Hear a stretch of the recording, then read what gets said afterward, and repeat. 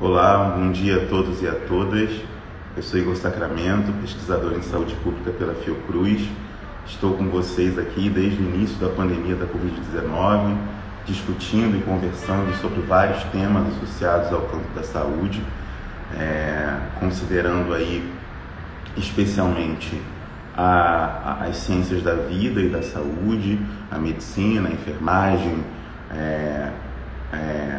a epidemiologia, os seus vários campos, a saúde coletiva, mas também trazendo contribuições das ciências sociais, das ciências humanas, para pensar esse contexto que a gente está vivendo da própria pandemia, da Covid-19, quais são os desafios que a gente está vendo dos impactos sociais, culturais e também psicológicos, psíquicos, emocionais.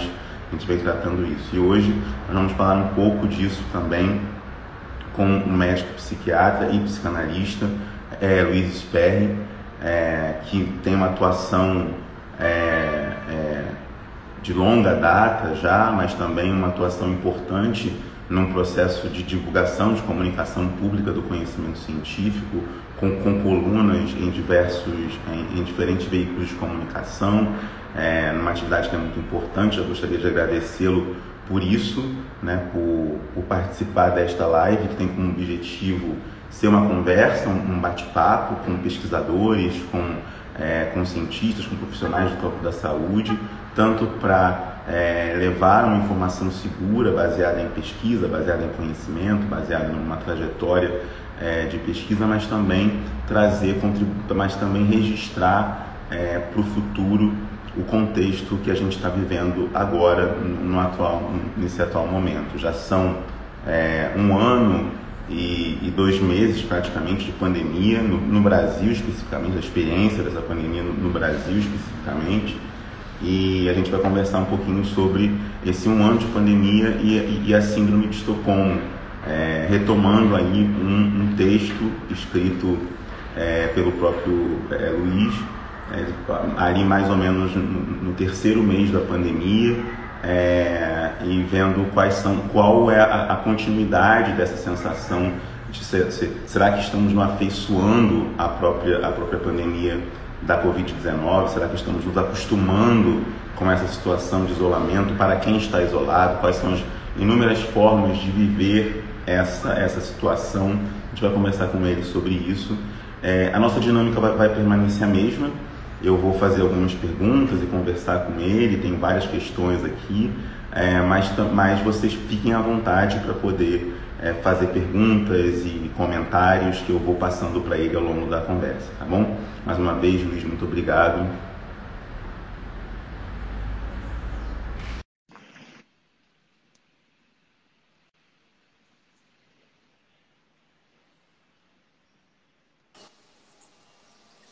Olá, bom dia. Olá, bom dia, tudo bem? Deixa eu me enquadrar melhor.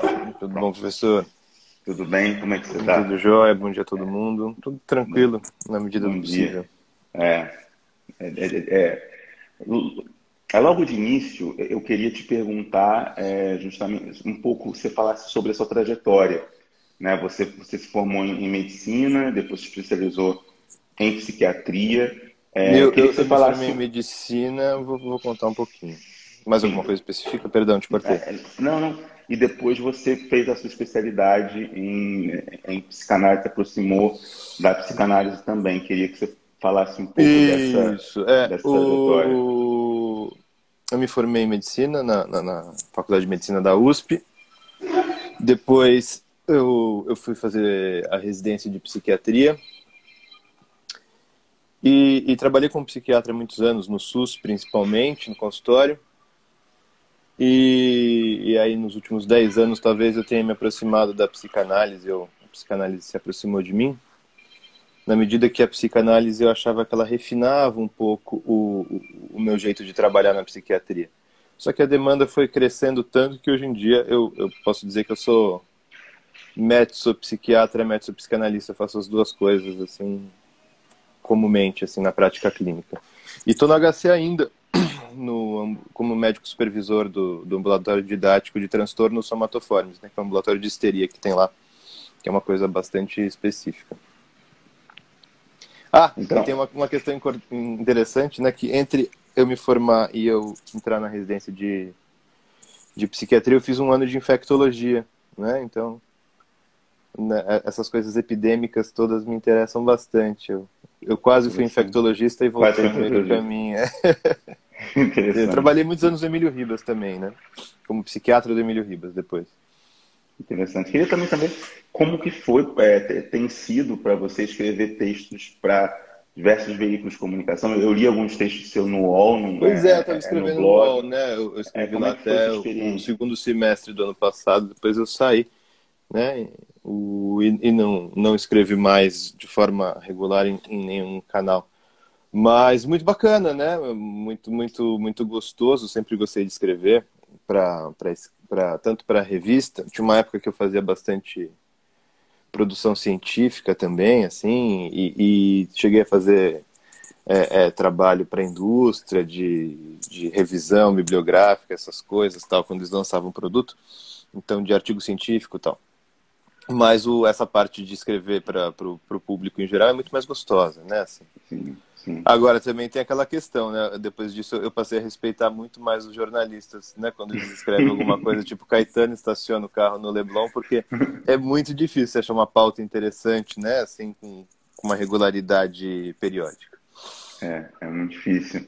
Tem alguns textos seus que me chamaram muita atenção enfim, nessa trajetória escrevendo para o blog do UOL, especialmente um que dá o título dessa live, discutir um pouco, só que lá no texto era basicamente, se não me falha a memória, 3 meses. Acho que o texto foi de junho. O texto Então, eu não lembra, eu lembrava desse texto, mas não lembrava dos detalhes. Eu reli ele, né, nesses últimos dias e o texto foi de junho, foi exatamente 3 meses depois do começo do primeiro fechamento, que foi mais ou menos em meados de março, né? exatamente. E já tinha toda uma aflição de quando é que ia terminar, que o pessoal estava querendo abrir de qualquer jeito.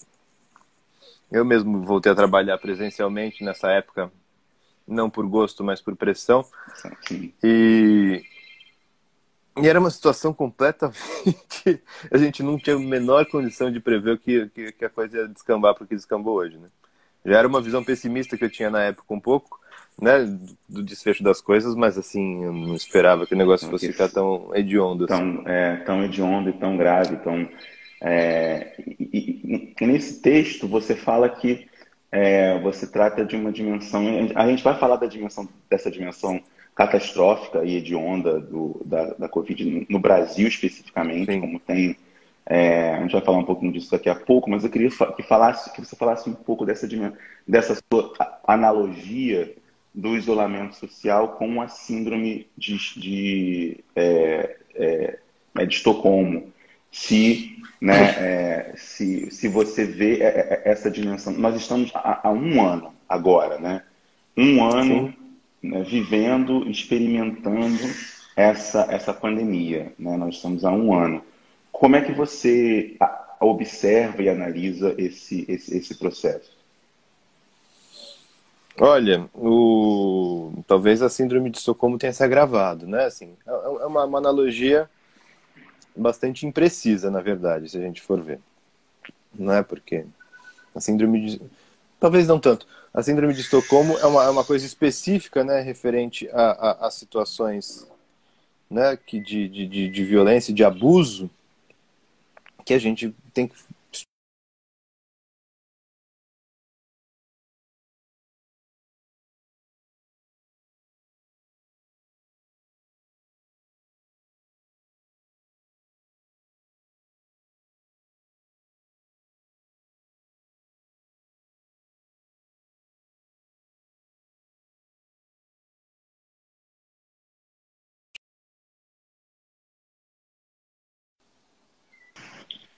Olá, Oi, voltamos. voltamos. Então, estava dizendo que a gente precisa esticar um pouco o conceito para imaginar que a gente está tendo uma relação direta com o vírus, né? Mas a gente fala, né? Sim. O Covid, o Corona, também com uma certa familiaridade, como se fosse alguém de carne e osso que a gente pudesse conversar.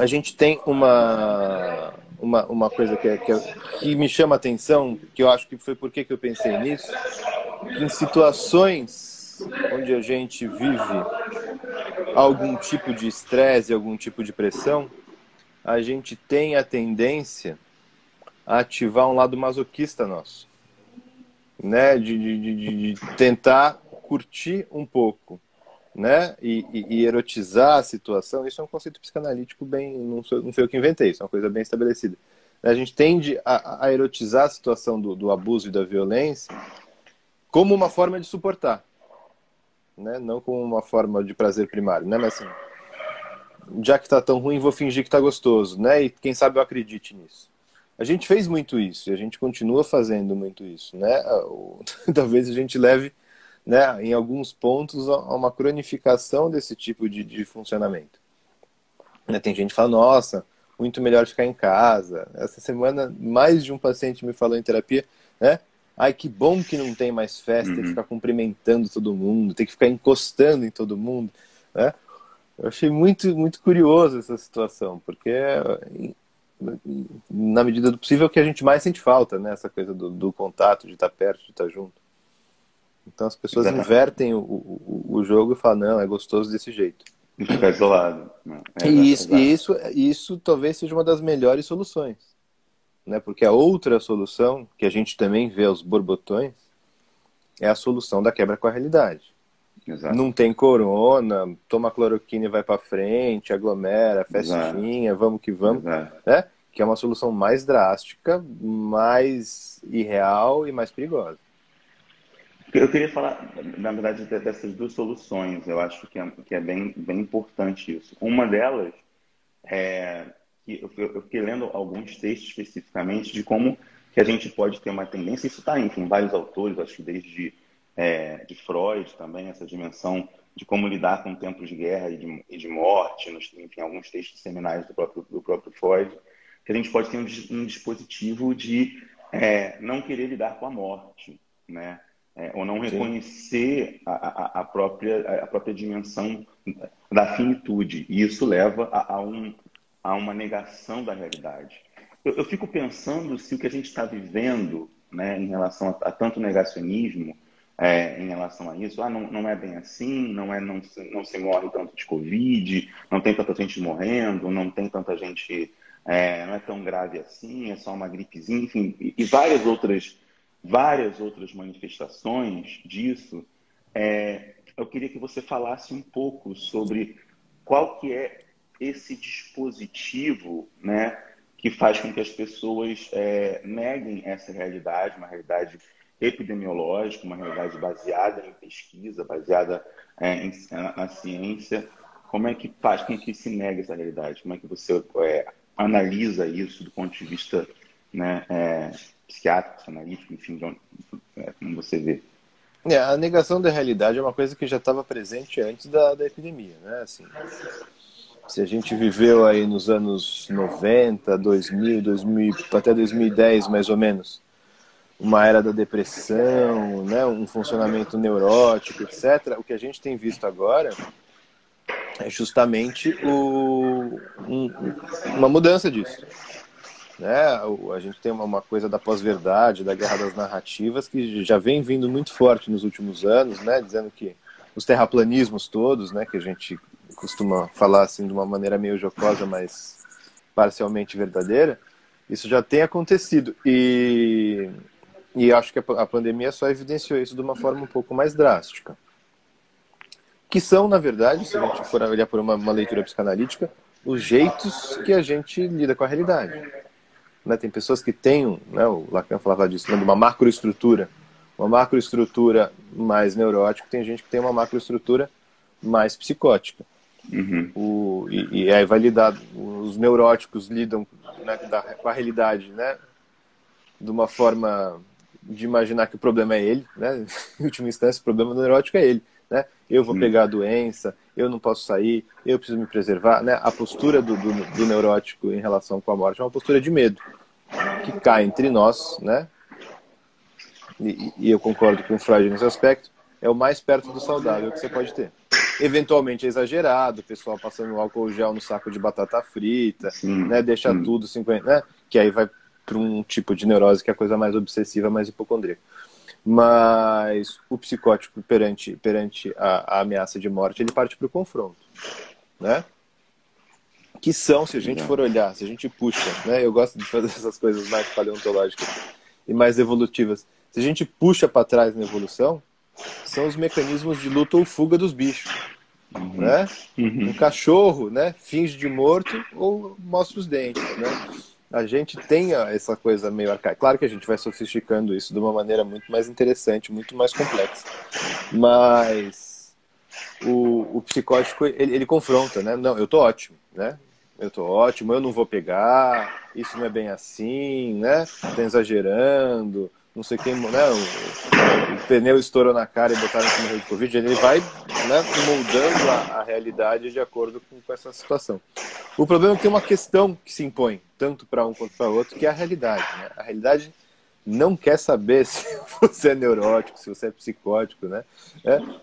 Ficou em casa, vacilou uma vez, pau, pegou, né? Saiu na rua, vacilou, pegou também. Então, eu acho que essa cifra crescente de 100 mil, 200 mil, 300 mil, 400 mil que a gente está virando agora, ela vai esbofeteando a cara de todo mundo, né? Assim, então não tem essa de mas não era bem assim, né? Morreu, tá ali, né? E não é que Exato. morreu um, né? Morrem famílias inteiras, morrem, né? Populações, gente que a gente conhece, gente que a gente gosta, gente que a gente não gosta, não é assim, vai tudo pegando de tudo que é lado, então é quase que um atropelamento da realidade.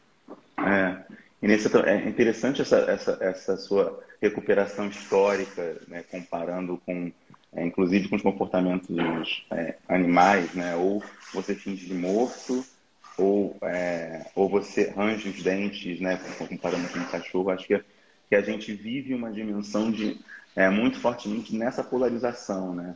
Ou esse fingir de morto, que é particularmente o isolamento, e também é complicado, né? Um costume com o isolamento, se acostumar ao isolamento, se acostumar a ficar em casa, se Sim, afeiçoar a isso também, né? Se afeiçoar, gostar de estar em casa exclusivamente, de não ter mais contato com outras pessoas, que você falou lá no início, mas também é problemático por outro, talvez mais problemático ainda, esse ranger de dente tão enfurecido quando alguém diz sim. né, sobre As isolamento, duas posturas sobre... são problemáticas, mas eu Exatamente. acho que a postura negacionista psicótica é mais problemática. É, Né? Eu é, quero criar um diferencial aqui, não quero dizer, não, fique em casa, é tudo bem para todo mundo, né? Porque inclusive também é real, né, na última instância, é real. É que real. fique em casa, né? As pessoas, mesmo saindo, mesmo tentando fazer os negócios, tá todo mundo sem comida na geladeira aí. Né? Eu tenho o privilégio de atender gente rica e de atender gente pobre, Sim. né? Gente rica tá se ferrando um pouco, né? Gente pobre não tem nem Não o tem nem luxo da comparação. escolha. É, É, exato.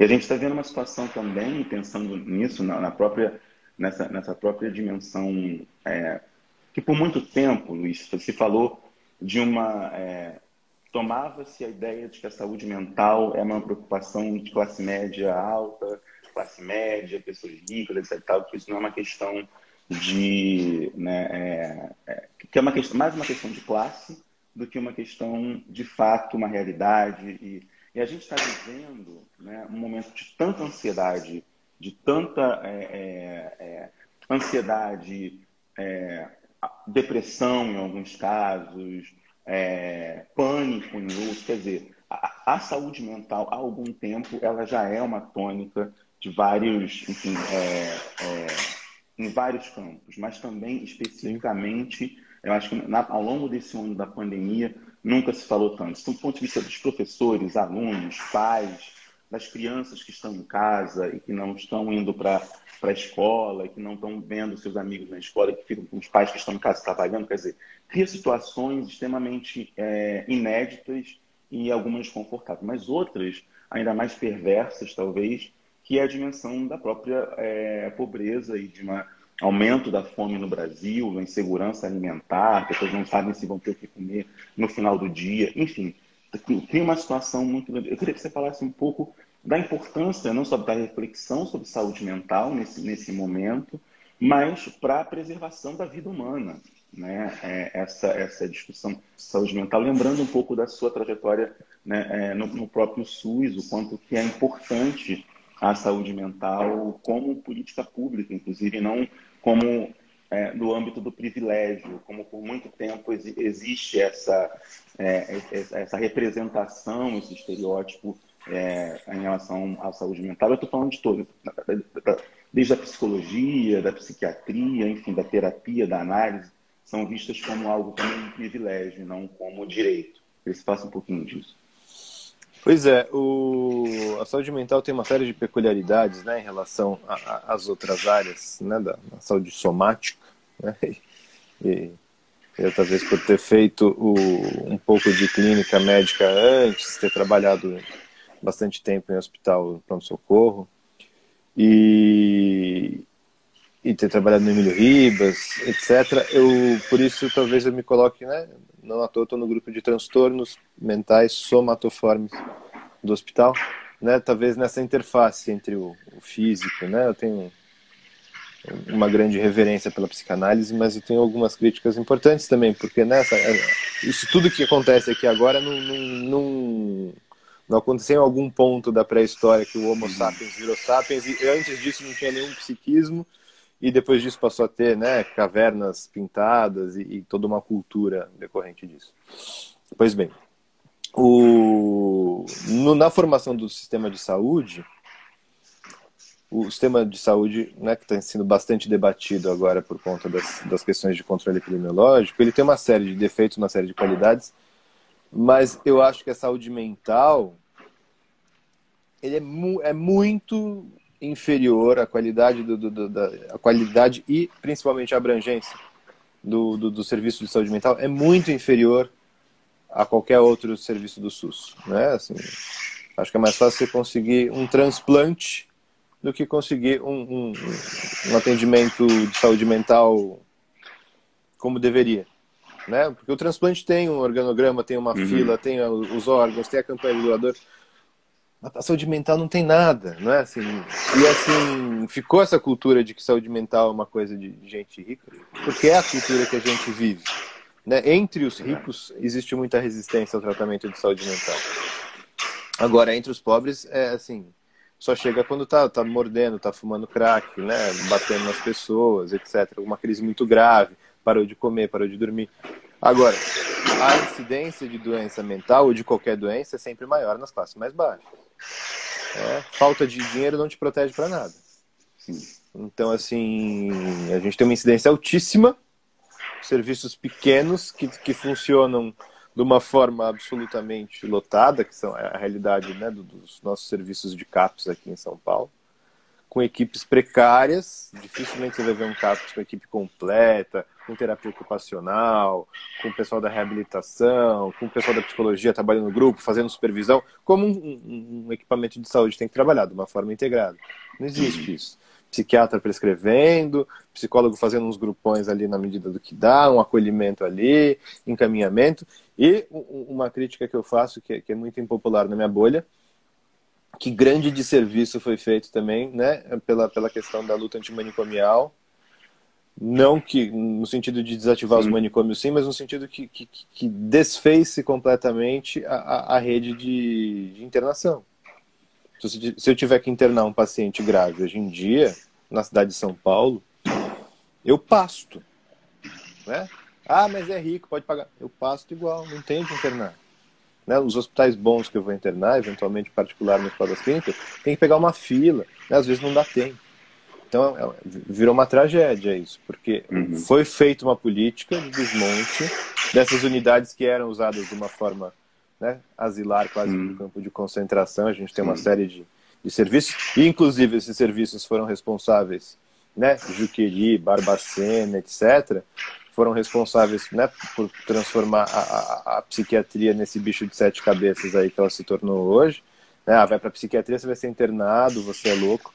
Hoje, toda vez que chega um paciente novo, é sempre a mesma história. Parece um filme que vai se passando várias vezes, né? Com essa história de não, né? O o meu pai foi uma vez e tomou eletrochoque, então não quero ir. Justamente tem que ir para não ficar igual ao seu pai, né? E a própria questão do eletrochoque, né, da eletroconvulsoterapia, que ainda hoje tem 30 dias que estava discutindo de novo, médico da eletroconvulsoterapia, que horror, como é que pode, um torturador.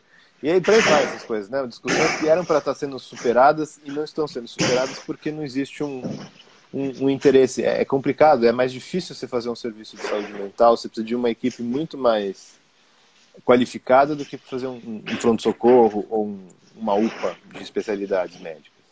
Exato. Que cada um pode trabalhar em paralelo, né? E não precisa ter um sistema integrado.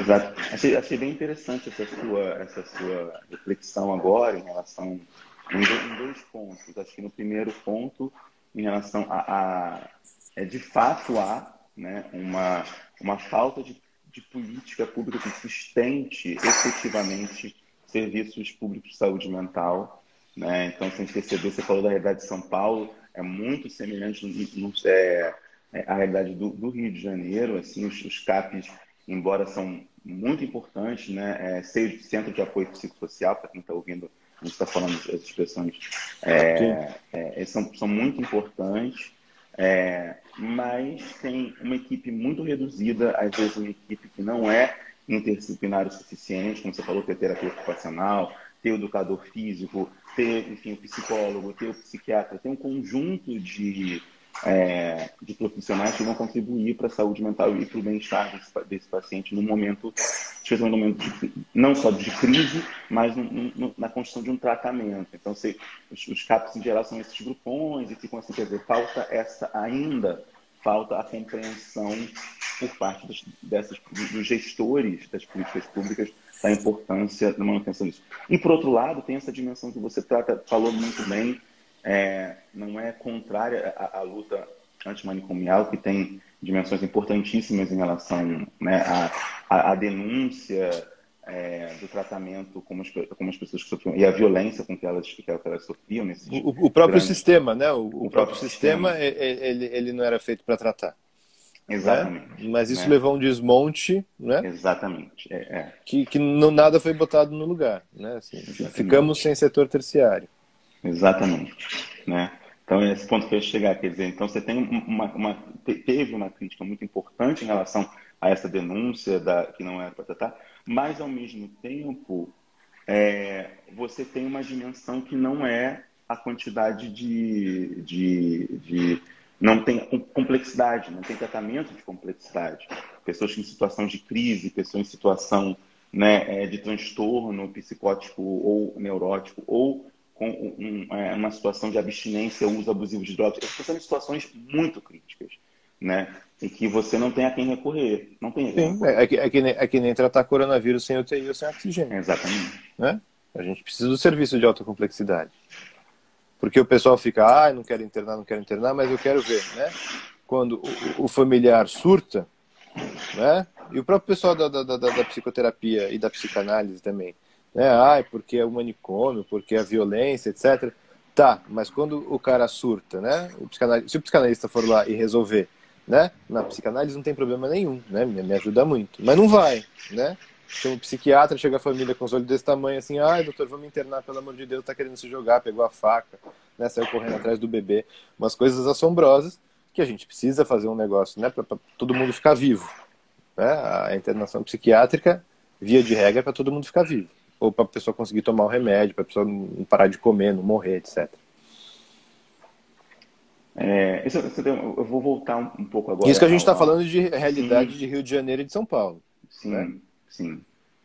São situações muito... Eu vou voltar a esse tema daqui a pouco, é um tema muito importante das políticas e do serviço de saúde público de saúde mental, é muito importante, muito delicado, e que nesse momento acho que faz muita falta nesse momento. Mas também eu gostaria de falar um pouco, voltando à questão do negacionismo e da acomodação ou do afeiçoamento, eu gostei dessa expressão no seu texto, as pessoas quase se afeiçoarem ao isolamento, elas, por outro lado, se afeiçoam também ao negacionismo, né? E também há uma dimensão prazerosa em negar a realidade, ou em dizer que não é tão bem, não é tanto assim, dizer que não é dessa maneira, apresentar usando uma expressão comum do ex-presidente dos Estados Unidos, fatos alternativos, quase uma realidade alternativa. Agora você tem uma nova cloroquina, né, que está sendo dita aí como sendo, quer dizer, quando na verdade a gente sabe muito bem o que resolve isso, é a realidade dos países que estão conseguindo se vacinar, diminuíram o número muito drasticamente foi diminuído o número de infectados e de mortos. Eu queria que você falasse um pouco disso, eu fico tentando às vezes entender, né, qual é o prazer em negar, né, a realidade o tempo inteiro, quer dizer, é só uma questão política ideológica ou é mais do que isso, assim, né? Isso eu queria perguntar, porque eu acho que não é só, eu acho que tem outras dimensões nesse prazer em negar a realidade, mesmo como a realidade, como você falou, em algum momento, ela te atropela, né? A realidade está te atropelando, as coisas estão acontecendo, os números estão mostrando, né? Ela te atropela, mas você, não é assim, é assado. Né? Queria que você falasse um pouquinho disso. De fato, né? Assim, qual que é o prazer? O prazer é imenso, porque essa postura, né? Essa narrativa negacionista, ela oferece um discurso que é um discurso triunfante, né? É o triunfo da pessoa ou do grupo perante uma realidade hostil. Não à toa eles costumam se identificar com os cruzados, com uma cruzada do Ocidente contra o vírus chinês. Claro, sempre tem inimigo, né? Assim, para essas coisas. Então vamos triunfar sobre a China, o vírus é chinês, vai colocar um chip, né? Então injetando não sei o quê. No caso de injetando outras coisas, isso de fato é verdade. Às vezes a realidade é mais doida que a psicose. Mas eles oferecem uma saída gloriosa, né? Assim, e isso funciona numa dimensão que é uma dimensão de grupo, né? A partir do momento que você entra nesse grupo, né, de olha, não sei o quê, né, a cloroquina, a salvação, funciona que nem um mini grupo religioso, né? Assim, então você entra num tipo de psicologia das massas ali, para citar outro texto do Freud, né, que é uma situação onde a gente, né, quando a gente entra nesse grupo, né, torcida do Flamengo, essas coisas assim, que tá todo mundo muito empolgado, a nossa capacidade lógica, né, de funcionamento do eu, ela baixa. Então toda essa coisa, mas veja bem, 2 e 2 são 4, né, o gráfico aponta para lá, e passa a predominar a questão emocional. Estamos em guerra e vamos vencer, né? Com Deus, com a cloroquina e com a fé e com etc. Se você quiser mais botar aí nessa história. Então, não adianta muito argumentar. Por isso que, assim, eu tenho até uma certa pena, né, você falou assim, o Luiz coloca assim, eu vejo, né, Dr. Galute, Daniel Dourado, né, o pessoal da mídia aí que fala e mostra a Tia Marino, Natália Pasternak, etc., né, falando da máscara, do não sei o quê, da contaminação, veja bem, né? E eu fico com pena, porque assim, não adianta. Estou discutindo com uma pessoa que ela está falando do negócio de fé, assim, você acha tudo isso porque você não tem fé, porque você não acredita, porque você é um derrotista, você é um chinês, sei lá o que as pessoas vão pensar.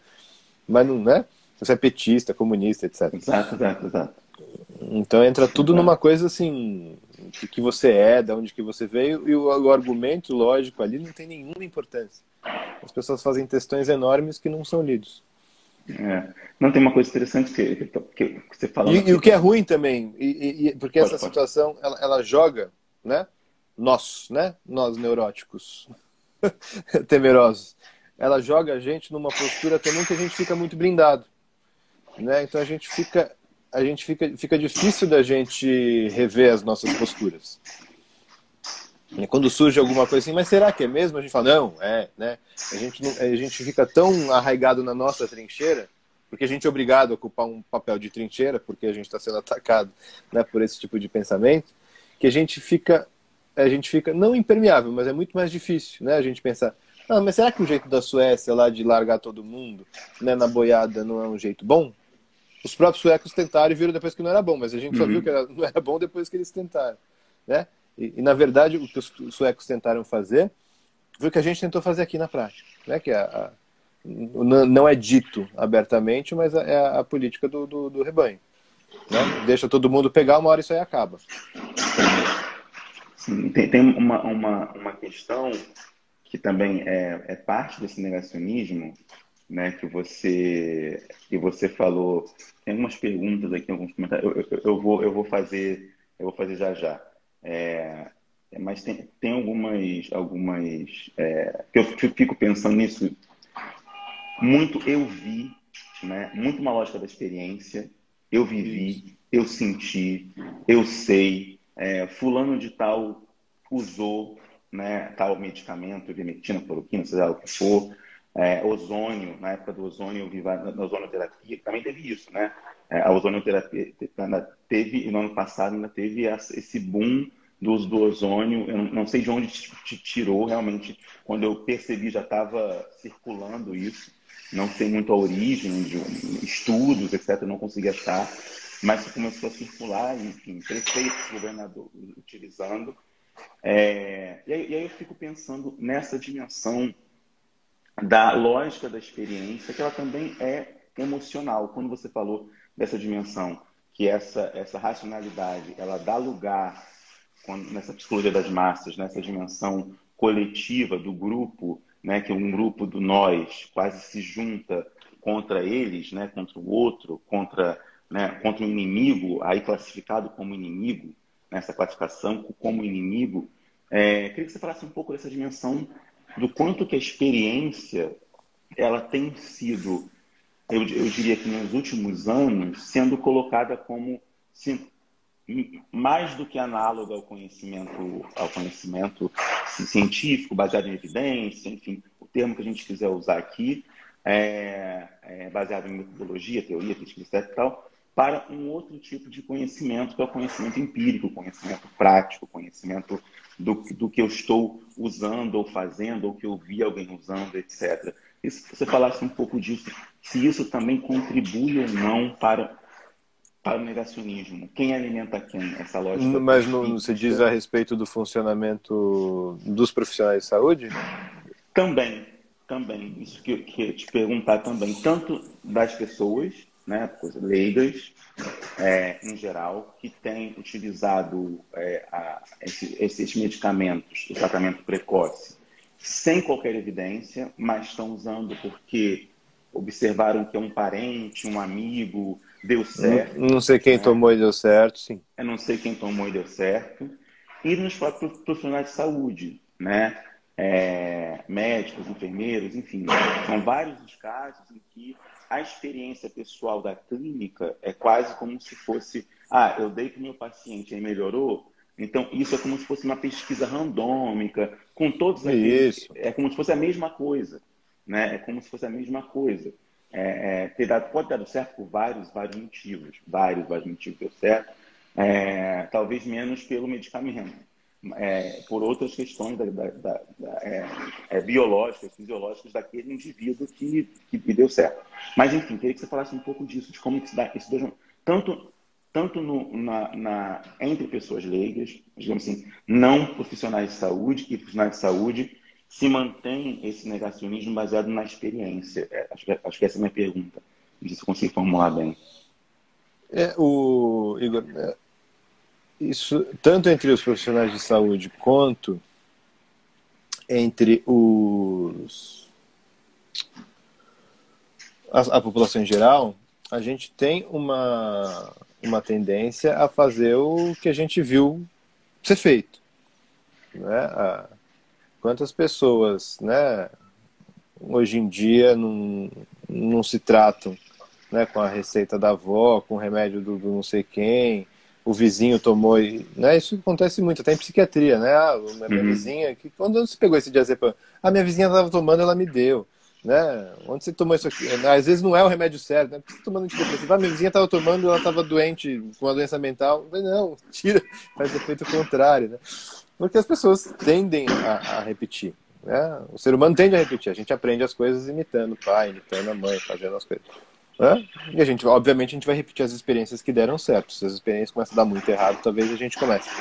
Mas você vê que, em geral, as pessoas partem de uma ideia e tentam replicar isso, né? Ah, qual remédio que toma pro corona? Ah, fulano tomou tal remédio.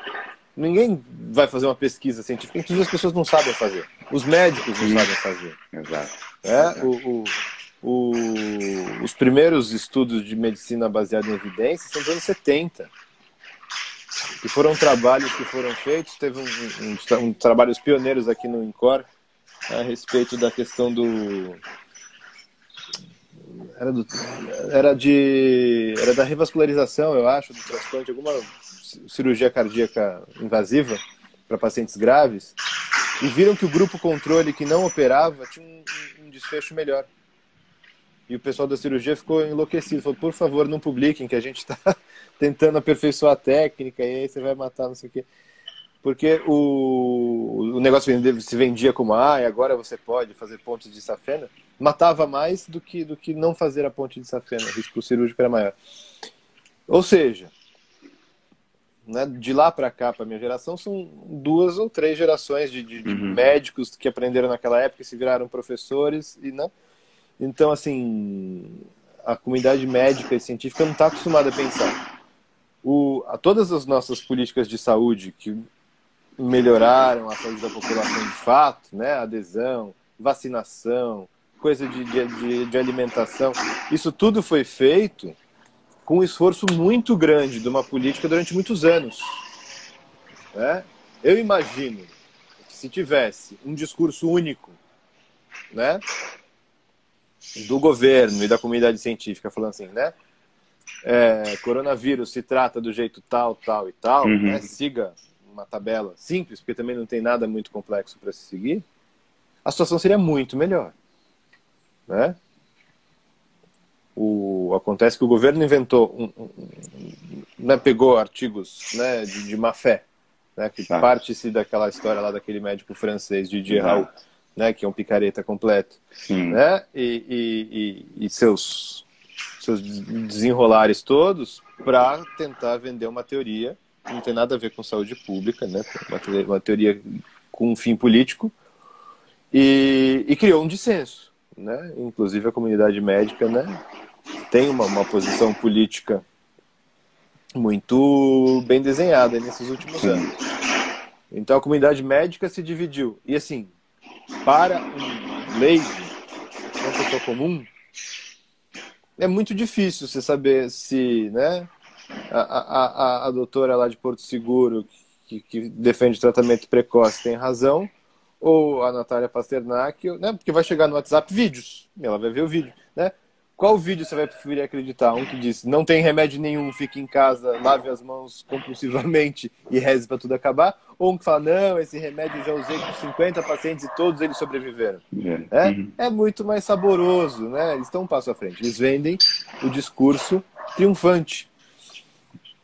Né? É que nem a religião que vende. Não, se fizer aqui, você vai para o céu, né? Eu te garanto. Não tem como você escapar, né? Assim, é muito sedutor. Mas, assim, isso se quebra quando o pessoal vai fazendo e vai dando errado, né? Antes tinha história, todo mundo se salvou. Tem um tio, né? Agora tá chegando. É o primo, é o tio, é o irmão, é o pai, né? As famílias estão sendo... Toda essa estrutura triunfante, ela não existe porque ela vai sendo carcomida. Mas, mesmo assim, né? As pessoas... Você vê que não cede à lógica, né? Por definição...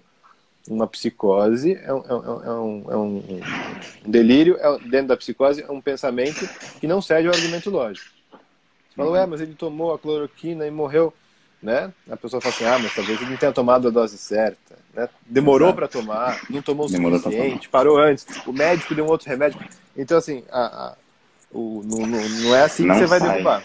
Não Não sai. sai. Não é pelo argumento lógico. Não. E é muito difícil, assim, eu fico pensando do ponto de vista, aí falando um pouco do meu lugar, né, da comunicação, em comunicação em saúde particularmente, como, né, fazer para demover essa, essa lógica, né, como furar essa bolha, como de certa maneira comunicar a saúde sem entrar sem o tempo todo estar em trincheira. Vou usar a sua imagem, que eu acho que é isso. É uma sensação de estar em trincheira, combatendo. O combate às fake news, o combate à desinformação, é o tempo inteiro nessa lógica de como, quando na verdade não é bem isso, né? Na Que verdade, não foi a gente que colocou, né, essa que não foi a lógica gente que colocou bélica. essa lógica. Exatamente. Não foi a gente que colocou essa lógica bélica. Mas ela se coloca para nós. Eu não sei se estar na lógica bélica, manter a lógica bélica é a solução. É isso que eu não sei. Ou criar uma outra lógica, ainda tenho dúvidas. Assim, se nós temos que aceitar entrar na guerra ou criar uma outra possibilidade, uma outra via, uma outra possibilidade para isso. Mas só que estamos em guerra.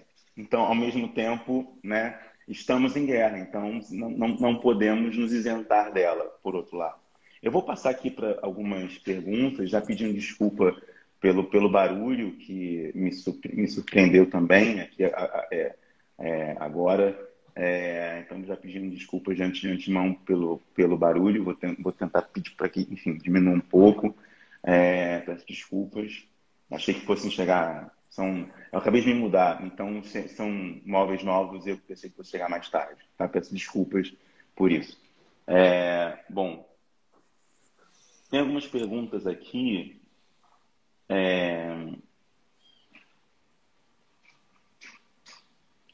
Uma pergunta que eu acho que tá aqui, Tanti-san, eu não sei se pode ser Tatiana, se você tiver aí, você fala. Que ela faz uma pergunta que ela fica pensando na dimensão do lugar da comunicação digital, né? Nessa disseminação de desinformação, de fake news, etc. Pelo que eu estou entendendo aqui, ela pode corrigir. Ela perguntando se esse aspecto mental, né, do impacto mental, tem correlação com essa dimensão do digital, né? Na nossa vida atual. Ela colocou aqui, eu fico pensando que as pessoas que viveram em 18, né, particularmente na gripe espanhola, que era americana, mas isso não vem ao caso, mas na própria gripe espanhola, né, na influenza de 2018, de 1918, 1919, se o sofrimento psíquico era tão grande quanto a gente está vendo aqui, e que ela está associando isso, perguntando se há alguma associação com a comunicação digital, com a cultura digital que a gente está vivendo. Não faço a menor ideia, né? Porque eu não tenho nenhum relato de como que era a situação mental em 2018. Né? 2018 foi interessante, porque aqui no Brasil, desculpa. não... Perdão, 1918. 1918 foi interessante porque assim, a epidemia da gripe espanhola pegou pelo menos a Europa, né, depois de uma guerra, que tinha sido a guerra mais desgraçada de todos os tempos até então. Né? Então, talvez tenha sido um tipo de contínuo, né? E as pessoas não tinham informação nenhuma, elas iam morrendo, depois já morreu um monte de gente, né? Milhões de pessoas. A gente não tem relato aqui, né, de como é que eram assim, mentira, tem, né, mas não tem de uma forma sistemática de como é que eram as medidas restritivas. A gente vê, né, que as políticas de saúde, de higienização, uso de máscara são exatamente as mesmas do que a gente tem hoje. Né? Morreu muito mais gente. Por quê? Porque não tinha UTI, não tinha suporte, né? Acho que não tinha possivelmente nem oxigênio, né, da forma que a gente tem hoje de suporte. Então, assim, todos os casos graves morreram. Aqui a gente tem os casos graves, nem metade deles morrem. Mas são episódios muito semelhantes. Eu acho que hoje em dia o que a gente tem é que a gente dá uma atenção maior para a questão da saúde mental. Eu imagino que numa situação de guerra ou numa situação de epidemia, antigamente, a situação era de desespero, de luto, porque assim, o sofrimento ele vem, né, da morte, né? Tem um monte de gente que morreu, não está nem aqui para contar a história do sofrimento, mas morreu em sofrimento. O sofrimento vem do luto, né, das pessoas em volta que morreram. O sofrimento vem de quem tem que lidar com isso diariamente, né? E a gente vê principalmente dos profissionais de saúde, mais coveiros, e, enfim, né, pessoas que lidam com essa questão da morte, e ver as pessoas morrendo e ter que comunicar para a família e ter que carregar o caixão, né, o tempo todo. Isso é uma situação absolutamente excruciante. Vem de situações traumáticas outras, vem de perdas, né, de negócios que quebram, falências, miséria, fome decorrente. Eu acho que todos esses elementos que estão presentes hoje, a gente nem especificou ainda, né, qual pedaço sofre de que jeito. Porque não é assim, temos uma epidemia, está todo mundo confinado, a gente está triste porque a gente não pode, né, comemorar nosso aniversário como a gente gostaria. Né? Isso é uma das questões. A gente sofre também por causa disso. Né? Mas tem outras. Tem, né, gente que morreu, gente que enlouqueceu, que está pior que a gente. Né? Gente que quebrou, e aí você vai ajudar, e aí você, né? Então, assim, é toda uma rede de desmoronamento que vai se arrastando para baixo. Isso estava presente lá. Né? O que tem hoje em dia, e a gente talvez fique mais permeável, não só em relação à epidemia, mas em relação a tudo, que é uma questão do mundo digital, essa coisa a gente está exposto a situações trágicas o tempo todo. Já se estava antes, né? Antes, se você não tiver um celular, uma internet, mas se você ligar no programa do Datena, Cidade Alerta, essas porcarias, né? Você vai ficar vendo, né? Gente que matou, gente que morreu, não sei o que, atropelamento, não sei. Você fica, né? Você pode ter acesso à rede de desgraça. E faz sucesso, as pessoas gostam de ver. Né? Existe e as pessoas gostam de compartilhar. Olha isso, que horror que aconteceu. Isso provoca, por um lado, um alerta maior, né? Ontem teve a condenação do policial racista lá nos Estados Unidos. Então isso tem algumas coisas positivas, mas por outro lado a gente fica muito exposto. Né? É o tempo todo, é vídeo de bicho, não sei o que, de assédio, de racismo, de violência, de assassinato, de injustiça, de bala perdida, de criança que morreu, né? E de corona, não sei o que. Então, assim, é muito... Nesse aspecto, sim, né? Temos um ponto a mais de exposição, que não é diretamente relacionado à pandemia, mas é uma coisa do fluxo de informações da sociedade atual que sobrecarrega nosso sistema. A gente não foi feito para funcionar com isso. Né? Nem com as informações boas, ruins, nem com as boas. Né? Quando a gente vê alguém, hoje em dia acho que mais revoltante ainda, quando a gente vê alguém fazendo festa, né, artista tal está com a família nos Estados Unidos e comemora um mês de noivado, a gente assim, comemora o quê, né? As pessoas com mais revoltadas talvez com as coisas boas por você não poder estar curtindo do que com as coisas ruins. Também é outro ponto que a gente é sobrecarregado. Né? Tá todo, né, eu tô aqui confinado, trabalhando, ensaboando, né, casca de banana, enquanto, né, tem gente que não está. Mas a revolta vem numa violência igual também. Né? Os cancelamentos, etc. Exato. Fulano de tal foi visto fazendo não sei o quê. Exatamente. Porque também, né, do nosso lado da trincheira, a gente está com o lado emocional um pouco aflorado. Exatamente. E o julgamento é implacável. Né? Implacável. Eu fiquei pensando, você estava falando dessa dimensão, dessa ampla... Sumário, né, eu diria. Um julgamento sumário. Sumário, às vezes muito...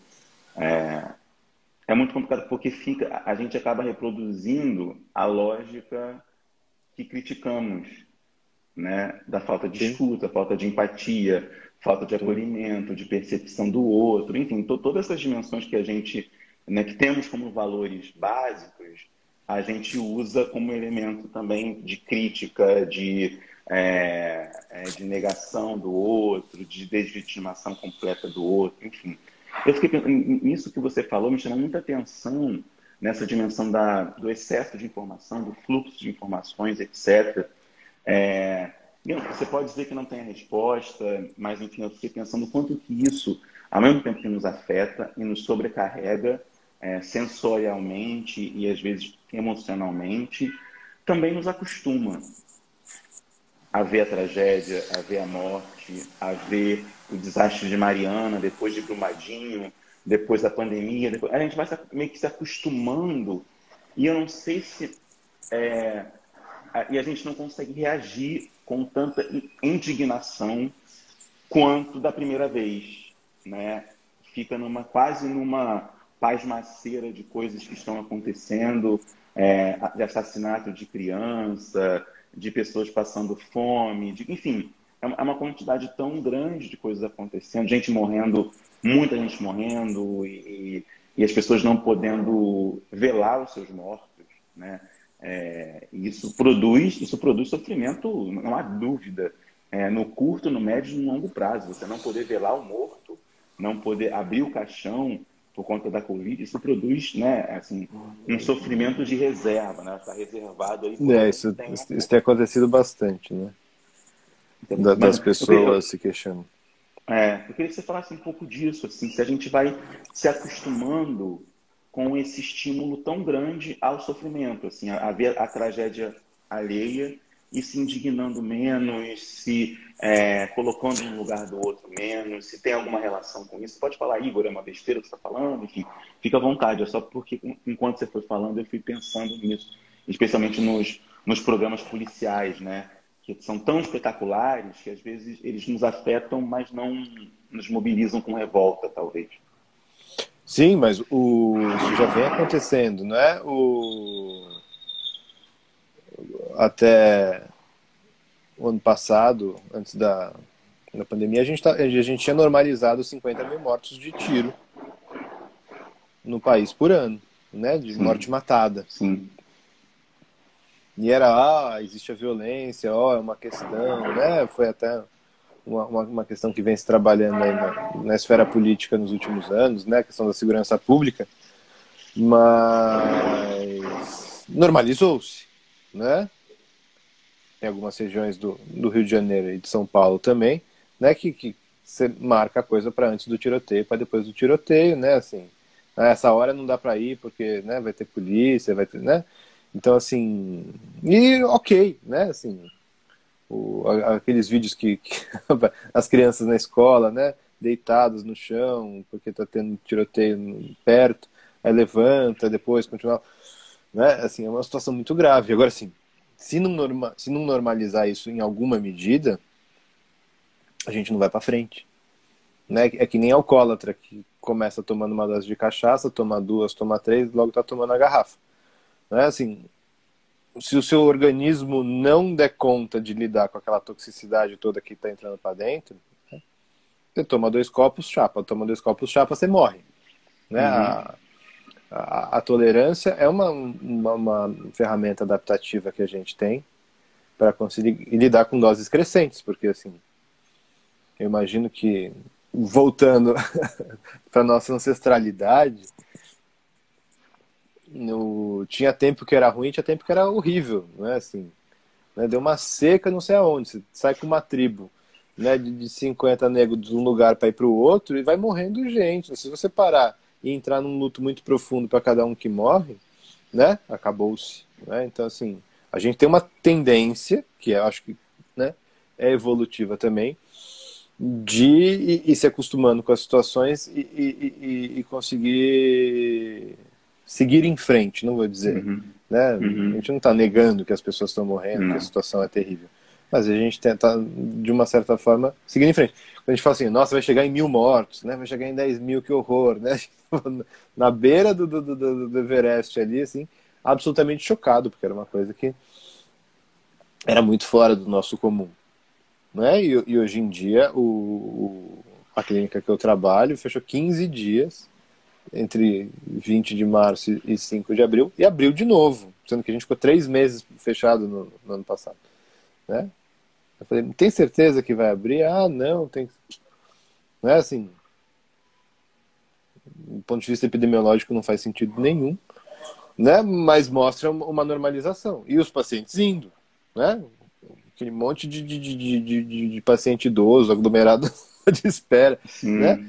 de máscara ali, de pano, não é nem nada TPF2, nada disso, em 95, né? O pessoal aguardando ali. Todo mundo consciente, todo mundo preocupado, mas as pessoas indo na sua consulta psiquiátrica, né?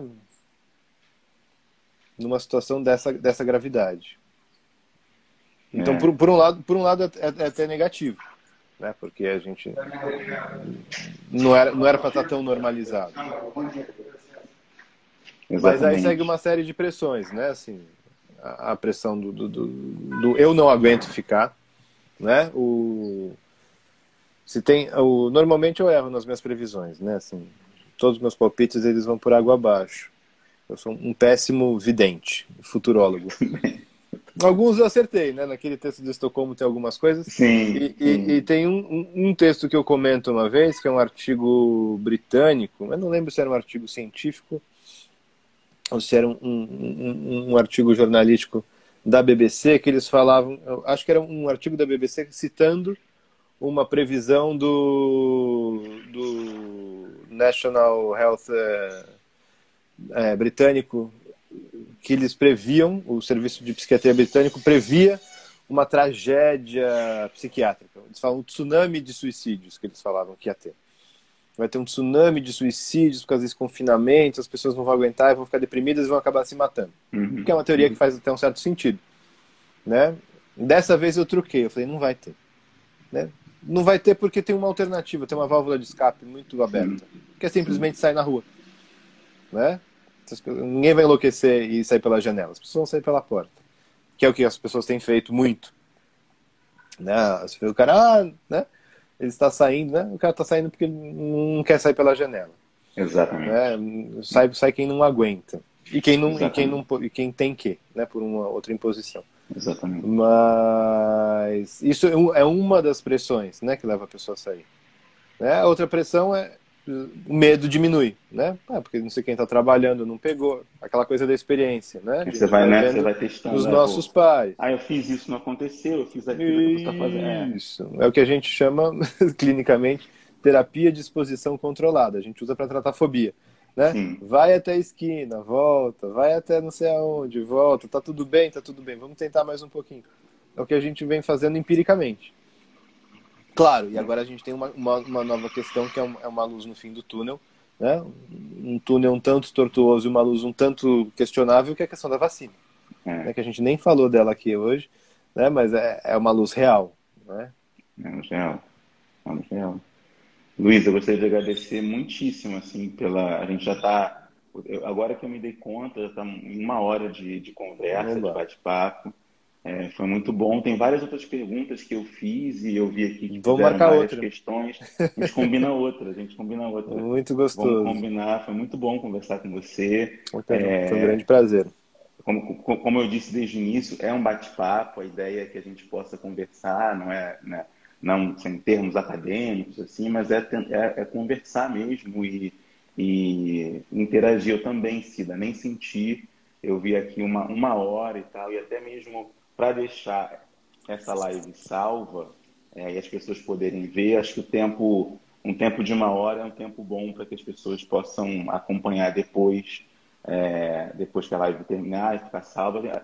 E com certeza vamos combinar, porque tem a questão da vacina, que eu tinha várias perguntas aqui para você sobre a vacina, né, para a gente poder conversar em relação à vacina, em relação ao medo da vacina, né, quase é um deslocamento, né, do medo da doença para o medo da vacina. Queria que a gente conversasse. Que loucura, sobre né? Isso. Né? Que loucura, né? Que loucura.